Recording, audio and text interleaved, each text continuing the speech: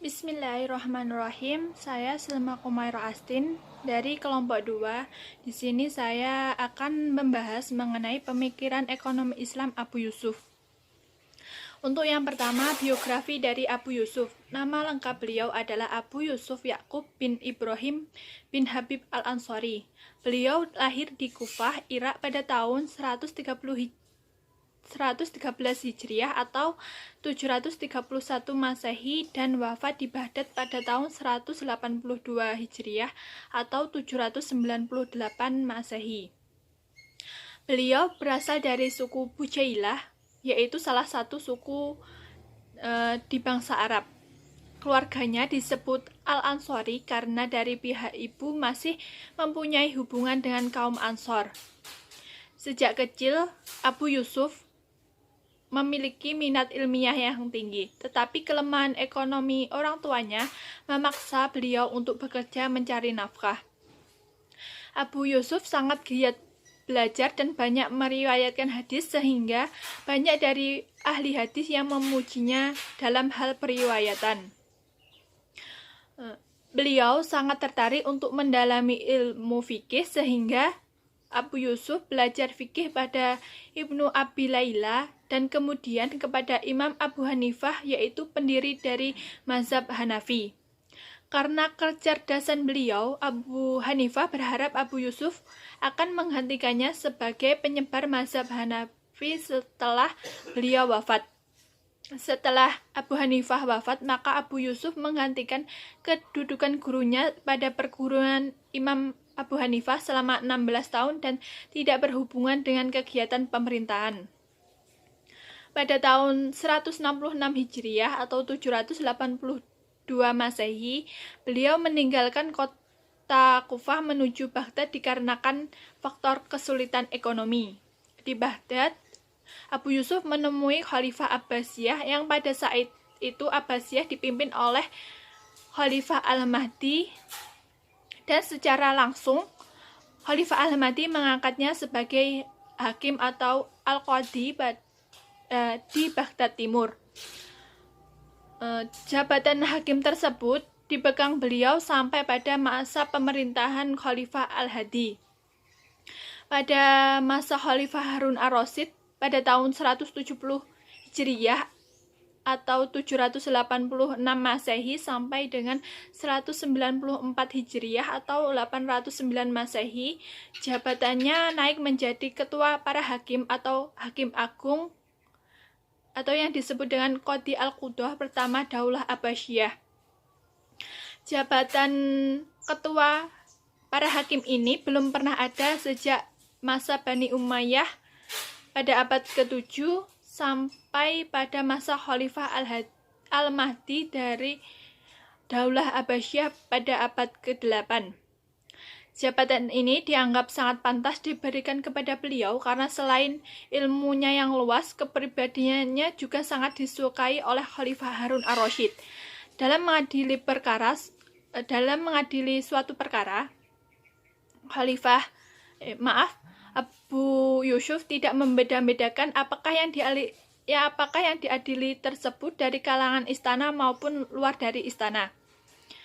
Jabatan ketua hakim tersebut memberikan kewenangan yang lebih luas kepada Abu Yusuf karena di samping memutuskan suatu perkara, beliau juga bertanggung jawab menyusun materi hukum yang diterapkan para hakim serta mengangkat para hakim di seluruh negeri. Ini berbeda dengan jabatan sebelumnya pada masa Khalifah Al-Mahdi dan Al-Hadi yang hanya bertanggung jawab memutuskan perkara dan memberi fatwa karena pada masa pemerintahan Khalifah Al-Mahdi dan Al-Hadi tersebut, Abu Yusuf hanya sebagai hakim. Untuk selanjutnya, karya-karya Abu Yusuf. Yang pertama, Kitab Al-Atsar. Kitab ini memuat hadis-hadis yang diriwayatkan dari gurunya yaitu Abu Hanifah. Hadis tersebut sanadnya bersambung kepada Rasulullah SAW. Ada juga sampai sahabat dan ada juga pula sampai dengan tabi'in. Di dalam kitab ini juga dijelaskan tentang perbedaan pendapat beliau dengan gurunya sendiri yaitu Abu Hanifah. Untuk yang kedua, kitab Ikhtilaf Abi Hanifah wa Ibnu Abi Laila. Di dalam kitab ini dikemukakan pendapat Imam Abu Hanifah dan Ibnu Abi Laila serta perbedaan pendapat mereka. Serta di dalam kitab ini terdapat dalil-dalil nas dan logika Imam Abu Hanifah yang dimuat secara terperinci. Untuk yang ketiga, kitab Ar-Rad ala Syir'ah al-Auza'i. Di sini kitab tersebut memuat perbedaan pendapat beliau dengan pendapat Abdurrahman al-Auza'i. Untuk yang keempat, kitab Al-Kharaj. Di dalam kitab Al-Kharaj ini, sebagian besar pemikiran ekonomi Abu Yusuf tertuang pada kitab ini. Kitab Al-Kharaj ini mencakup berbagai bidang, antara lain yang pertama tentang pemerintahan. Seorang khalifah adalah wakil Allah di bumi untuk melaksanakan perintahnya dalam hubungan hak dan tanggung jawab pemerintah terhadap rakyat. Untuk yang kedua tentang keuangan. Uang negara milik khalifah, tetapi amanat Allah dan rakyatnya harus dijaga dan penuh tanggung jawab. Untuk yang ketiga tentang pertanahan, tanah yang diperoleh dari pemberian dapat ditarik kembali jika tanah tersebut tidak digarap selama 3 tahun dan diberikan kepada yang lain. Untuk yang keempat tentang perpajakan, pajak hanya ditetapkan pada harta yang melebihi kebutuhan rakyat, yang ditetapkan berdasarkan pada kerelaan mereka. Untuk yang kelima tentang peradilan, hukum tidak dibenarkan berdasarkan hal yang subhat atau yang samar, sehingga jabatan tidak boleh menjadi bahan pertimbangan dalam persoalan keadilan. Untuk materi selanjutnya akan disampaikan oleh Mas Subhan. Sekian dari saya. Wassalamualaikum warahmatullahi wabarakatuh. Assalamualaikum warahmatullahi wabarakatuh. Saya Subhana Dinugroho dari kelas SMG akan menyampaikan materi tentang mekanisme pemikiran ekonomi Abu Yusuf.